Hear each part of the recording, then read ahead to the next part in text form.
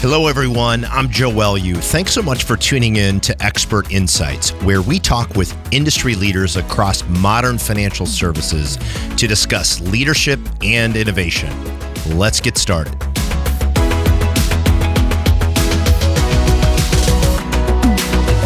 Hey, everyone. Good to be with you. Joined today by Mr. Dan Catinella, our Chief Lending Officer. How you doing, Cat? Good, Joe. Great. Glad to be here. Good to be with you, buddy. So, topic for today is talking about best practices for maximizing growth this year.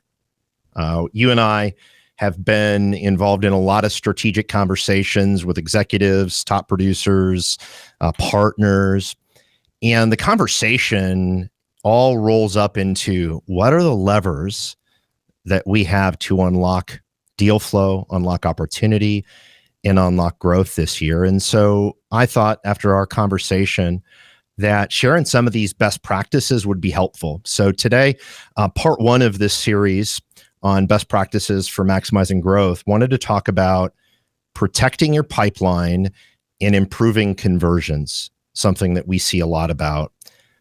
So maybe start out giving me your perspective on what you see, first of all, what you see as the gaps for a lot of organizations, and maybe start there.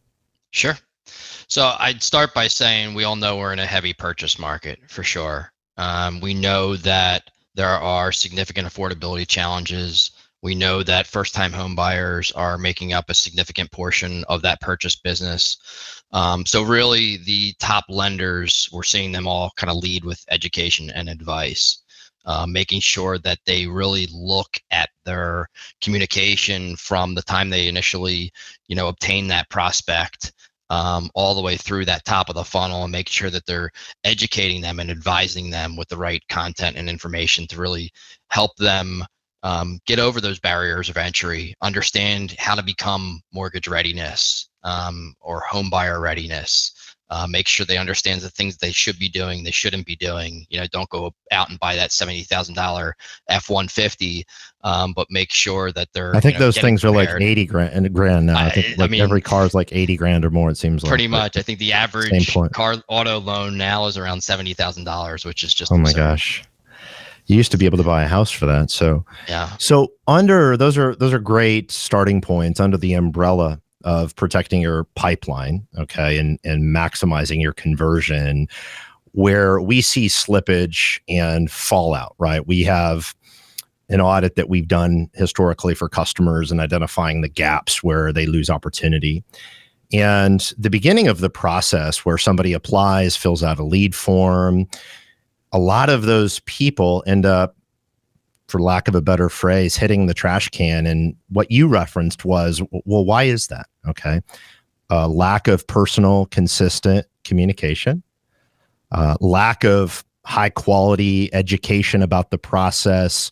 Basically, another way to say that is a lack of providing value, right? If the consumer is not feeling value early in that funnel, the odds of them walking into an open house, getting called by a consumer direct lender, and getting peeled off somewhere in your pipeline is extremely high. You agree? And is that where absolutely? You're going with that? Listen, we all know this, but people want to deal with people and people that they trust, and people that are feeding them and educating them information and educational content are just going to naturally gravitate to the trust realm. So how do you build trust as quickly as possible at that top of the funnel so that you're viewed as the expert that individual wants to do business with, and you're not just solely looking at or measured on your interest rate that you can offer to the street that particular day?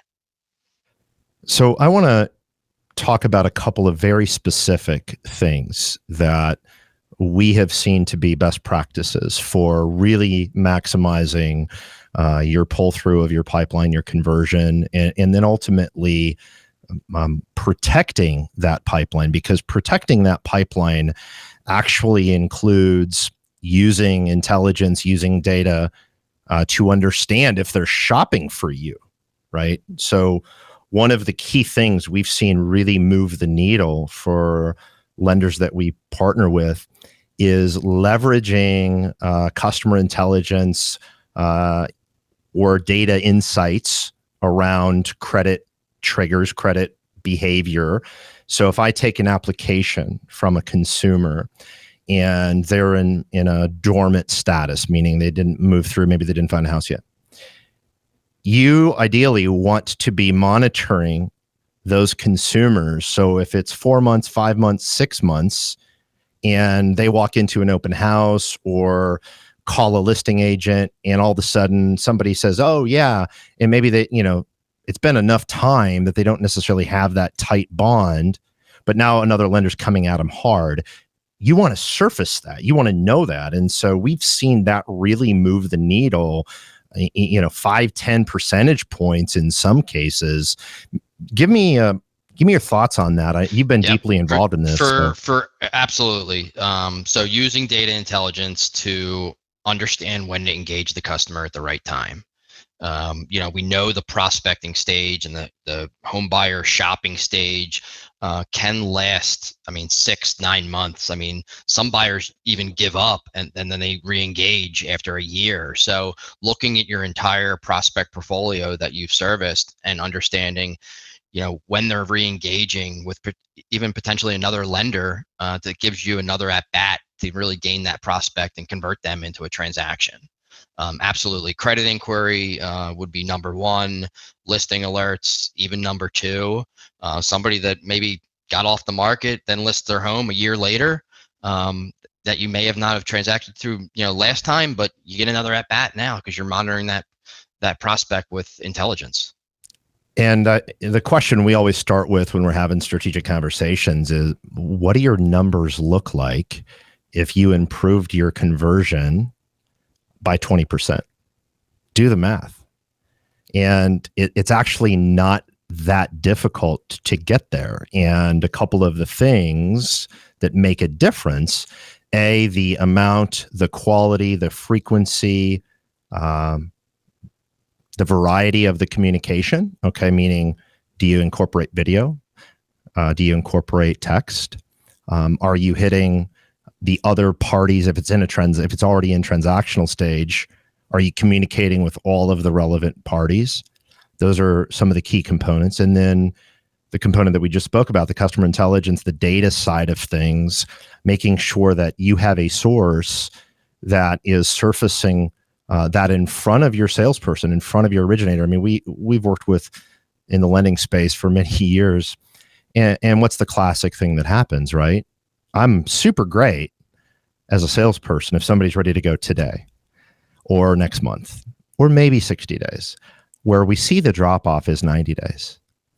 And the data, there's some variation in the data, but the trend is showing overwhelmingly the average sales cycle is becoming much, much longer than 90 days. So beyond that 90 days, you have to do certain things on behalf of your originators, on behalf of your salespeople, to make sure that customer is in the best position possible, which includes sounding the alarm bell if they're shopping with another lender, putting that in front of the originator with, hey, what do you need to do? And then also enabling the originator with, here's some really high quality communication and content and a framework, an automation framework, so they don't have to think about this stuff every day. And did I miss anything there? Or is that generally how we're thinking? The only about thing that I would moving? add, Joe, is making sure that you touched on the kind of the other parties. Obviously, real estate agent being a key component of that in this purchase market. But those are insights that real estate agents don't have. So when you're bringing that intelligence and having those conversations with the real estate agent, those could be super meaningful to really build a better relationship and strengthen that relationship with that real estate agent, so you maximize the business you're getting from them. Yeah. So protecting your pipeline, maximizing your conversion as a growth lever. And when we talk about some of these best practices, I know you and I are both really passionate on that. We talk to a lot of organizations, helping them with strategic planning and those types of things. And everybody's trying to save on cost, right? Everybody is trying to, so they don't want to spend more on marketing. They don't want to spend more on other things. So one of the natural things is, hey, let's just maximize everything we have in front of us and make less mistakes, right? And when you do that, It's shocking the amount of net new business that you can generate by just putting some of those best practices in place. So really great perspective and some tactical, very prescriptive things that as an organization you can do to maximize that pull through, that conversion, and really protect the pipeline. Use data to monitor it, right? Improve communication and be really purposeful and intentional about looking at how you're incubating those home buyers over not just 2-3 months, but 12-18 months. And then what else are we missing, buddy? What other suggestions do you have? The one thing that we haven't talked about is, you have customers that come to you and they get, pre-qualified, right? So you have customers that go down the vanilla path, get qualified, great. They can move forward. You're going to generate a pre-approval with them. And then you have the customers that maybe you can't qualify today for a variety of reasons. Let's just take the number one reason that customers do not qualify today initially is, with credit. So making sure that you have established, credit improvement journeys and educational content on increasing that score, but also making sure that you're using intelligence to monitor that, so that when that consumer does improve their credit, follows that educational content, and gets their credit up to the certain level of that they could come back to you for approved, you're aware of that. You can re-engage the customer at the right time, communicate out through automated marketing in the right way. So those are great things. We're also, looking at maturing some of our, DTI would be the number 2 reason. So they don't have, they don't qualify because of maybe some student loan debt, maybe their income areas, maybe they get a promotion. So making sure that we understand when those consumers that didn't initially qualify now hit your threshold, now you can re-engage them. And that's a large portion of originators' prospect pipeline that they're just hitting the trash can today. That's such a great point when you think about it. So many of the organizations, when you go into conversations that we've worked with historically, they talk about maximizing conversions, and that is always a blind spot, right? Is they don't necessarily look at that as a conversion lever or as an opportunity to increase conversion. It's like declined, and the sales teams, the customer facing teams are historically, they just kind of put those over here. Maybe they send it somewhere, but they don't really ever think about it again. And so what you're saying is ultimately using data and insights, intelligence to then surface that opportunity back, in addition to some really good high quality educational content about homebuyer readiness along the way, that those things added up really can move the needle. And we talk about, as one of our goals, let's improve your conversions by 20%. Well, that includes over the long haul, right? So really well said, man. Appreciate your feedback here, buddy. And, excited to continue talking about these topics and sharing some of these best practices. The interesting part is we continue to see it week over week. There's really 2 camps out there, right? There's the people that are ducking and covering and going into, I'm going to cut to the bone and play defense, which is arguably important in some cases. And there's the people that are saying, you know what? I get it. The market's changed. I'm going to play offense. I'm going to find ways to unlock growth. And these best practices that we're sharing are very much in the camp of how do we unlock growth without raising costs. So great conversation, man. We'll look forward to continuing the chat next time. All right. Thanks so much for joining us today. Be sure to subscribe wherever you get your podcasts.